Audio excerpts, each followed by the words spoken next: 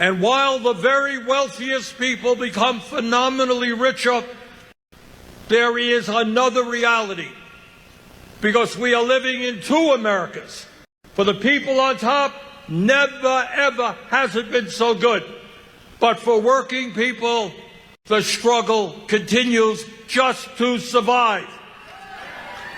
If you can believe it, and again, we don't talk about it enough, 60% of our people in America today are living paycheck to paycheck. You all know what that means? I grew up in a family, in a rent-controlled apartment. We lived paycheck to paycheck.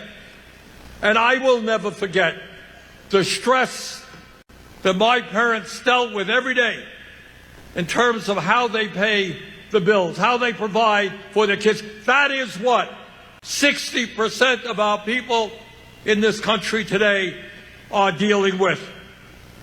In America today, 85 million of our people are uninsured or underinsured. Now, you don't hear about it much. I was chairman of the committee that dealt with this stuff. Over 60,000 Americans die every year because they cannot afford to go to a doctor. 1 out of 4 Americans cannot afford the outrageously high cost of prescription drugs that the pharmaceutical industry charges us. 20 million Americans are living, trying to survive on wages less than $15 an hour. 25% of our senior citizens are trying to live on incomes of $15,000 a year or less.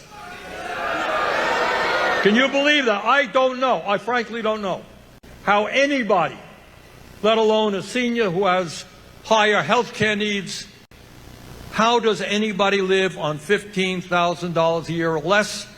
And yet the rich get richer, and that is the reality for working families. But when we talk about oligarchy and what's going on in this country, it's not just that the rich are getting richer while working families struggle. Oligarchy is about political power in a way that we have never seen in the history of America. It's about people like Elon Musk contributing $270 million to Trump's election campaign. But it's not just Musk. It is not just Musk, and it is not just Republicans. Billionaires contribute to the Democratic Party as well. And that is why, if we're going to restore democracy to this country, we got to get rid of the Citizens United Supreme Court decision.